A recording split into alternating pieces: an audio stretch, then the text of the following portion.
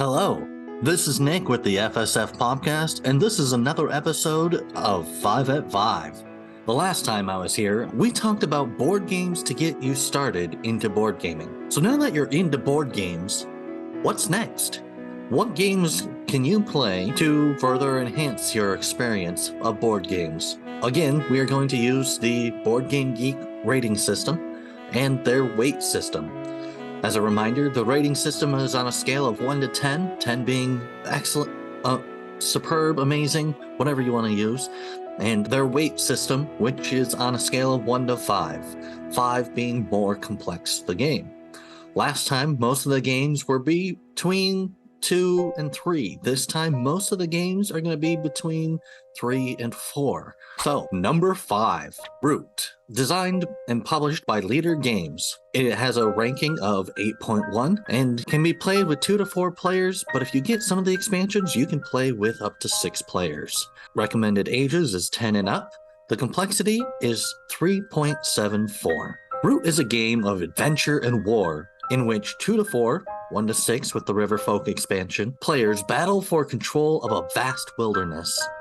The nefarious Marquise de Cat has seized the Great Woodland, intent on harvesting its riches. Under her rule, the many creatures of the forest have banded together. This alliance will seek to strengthen its resources and subvert the rule of cats. In this effort, the alliance may enlist the help of the wandering vagabonds, who are able to move through the more dangerous woodland paths. Though some may sympathize with the alliance's hopes and dreams, these wanderers are old enough to remember the great birds of prey who once controlled the woods. Meanwhile, at the edge of the region, the proud squabbling Aerie have found a new commander who they hope will lead their faction to resume their ancient birthright. The stage is set for a contest that will decide the fate of the Great Woodland. It is up to the players to decide which group will ultimately take root. Each player and root has unique capabilities and a different path to victory. The Cats play a game of engine building and logistics while attempting to police the vast wilderness. By collecting wood, they are able to produce workshops, lumber mills, and barracks. They win by building new buildings and crafts. The Aerie muster their hawks to take back the woods. They must capture as much territory as possible and build roosts before they collapse back into squabbling. The Alliance hides in the shadows, recruiting forces and hatching conspiracies. They begin slowly and building towards a dramatic late-game presence, but only if they can manage to keep the other players in check. Meanwhile, the Vagabond plays all sides of the conflict for their own game, while hiding a mysterious quest, exploring the board, fight other factions, and work towards achieving your hidden goal. In Root, players drive the narrative and the differences between each role and create unparalleled level of interaction and replayability. Me and my friends, we have really enjoyed this game. It is complicated because each type of animal has their own rule sets, and if you get some of the expansions, there are some additional animals such as otters, lizards, mole people, or the Mole Dynasty, I think it was called. But it is a lot of fun, and it is a very strategic type of game. Number 4, Scythe, published by Stonemaier Games, has a rating of 8.2. Recommended ages is 14 and up. Players is 1 to 5, which also has an expansion of 2 more players. It has a weight of 3.43. Scythe takes place in an alternate time of unrest in the 1920s Europa. The ashes from the First Great War still darken the snow. The capitalistic city-state known simply as the Factory, which fueled the war with heavily armored mechs, has closed its doors, drawing attention of several nearby countries. Scythe is an engine-building game set in the alternate history 1920s period. It is a time of farming and war, broken hearts and rusted gears, innovation and valor. In Scythe, each player represents a character from one of 5 factions of Eastern Europe who are attempting to earn their fortune and claim their faction's stake in the land around the mysterious factory. Players conquer territory, enlist new recruits, reap resources, gain villagers, build structures, and activate monstrous mechs. Each player begins the game with different resources, such as power, coins, combat acumen, and popularity, a different starting location, and a hidden goal. Starting positions are specially calibrated to contribute to each faction's uniqueness and the asymmetrical nature of the game. Each faction always starts in the same place. Scythe gives players almost complete control over their fate, other than each player's individual hidden objective card. The only elements of luck or variability are encounter cards that players will draw as they interact with the citizens of newly explored lands. Each encounter card provides the player with several options, allowing them to mitigate the luck of the draw through their selection. Combat is also driven by choices, not luck or randomness.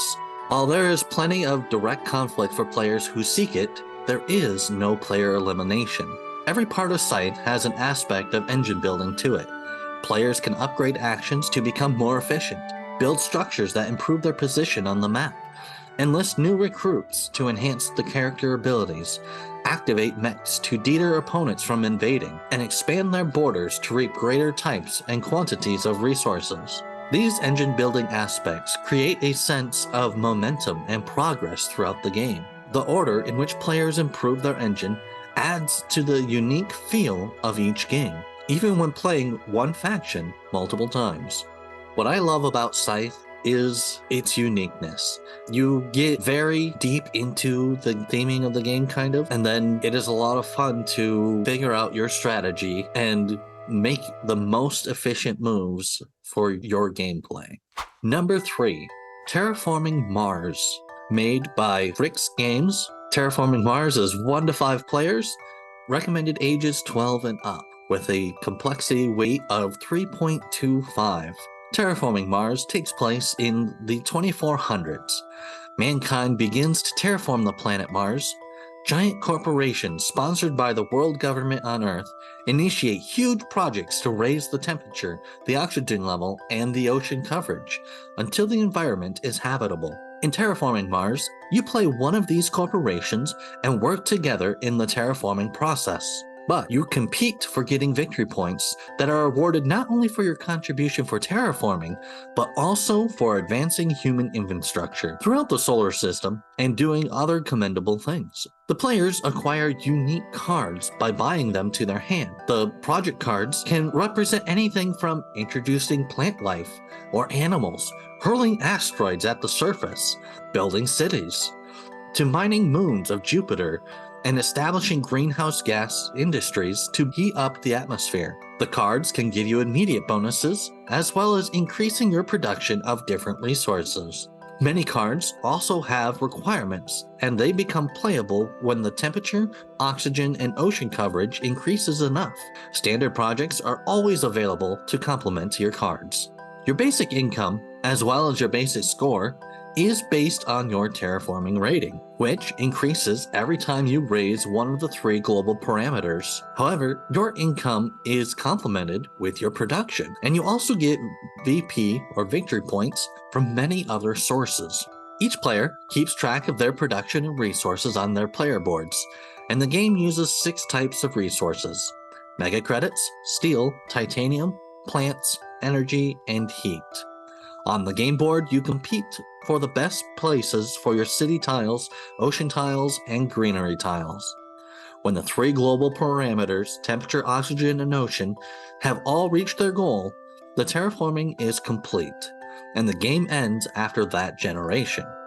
Count up your terraforming rating and other victory points to determine the winning corporation. Number 2, Vindication, made by Orange Nebula. They have a rating of 7.8, recommended players of 2 to 5, ages 14 and up, with a complexity of 3.06. Vindication is a highly strategic, fantasy-based tabletop journey for 2 to 5 players. In Vindication, you've been thrown overboard for a life of wretchedness. You wash ashore a hostile island ruin, completely alone with nothing except the breath in your lungs and an undaunted spirit. Through your advanced resource management, area control tactics, and freedom action selection, you'll add companions to your party, acquire bizarre relics, attain potent character traits, and defeat a host of unusual monsters. in the ultimate goal of mastering heroic attributes and regaining your honor. You may perform 3 actions on each turn in the order that you feel is most advantageous that turn. Activate a companion, travel to a new location, and interact with a map tile. Many actions require the use of your influence to gain attributes in one-of-a-kind heroic attribute alchemy system. Each is leveraged to gain the game's most powerful rewards. For example, you can meditate at a spire to gain inspiration. You can train at a fort to gain strength. But then, you can combine your inspiration and strength to gain the courage, which allows you to perform a bounty hunt. There are distinctive endgame triggers that can be affected through gameplay. There are also over 72 unique card abilities that can be merged in unusual ways for potent combinations, and fresh tile placement each game for high replayability. This game also has several expansions in the base game, which is a lot of fun, which allows you to vary up the game and change it as you please. The expansions for Vindication are very well worth it. I would also like to add that the expansions for Terraforming Mars, Scythe, and Root, they all add a little bit more something. Number 1, Tapestry. With a rating of 7.5, 1 to 5 players, published by Stonemaier Games, ages 12 and up. Its weight is 2.91. In Tapestry, you create the civilization with the most storied history. Starting at the beginning of humankind and reaching into the future, the paths you choose will vary greatly from real-world events or people. Your civilization is unique. In Tapestry, you start from nothing and advance on any of the 4 advancement tracks: science, technology, exploration, and military. To earn progressively better benefits, you can focus on a specific track or take a more balanced approach. You will also improve your income, build your capital city, leverage your asymmetric abilities, and earn victory points and gain tapestry cards that will tell a story of your civilization. So these are the top 5 games that I think would be good to get into after you've gotten into board gaming for a little bit. And in the links below, we will also have videos of how to play each of these games. You can use YouTube as a great resource. Board Game Geek is also a great resource. And if you're looking for more board games to play, hit us up on Facebook and talk about it. And that's going to do us for this episode of FSF Popcast at 5 at 5.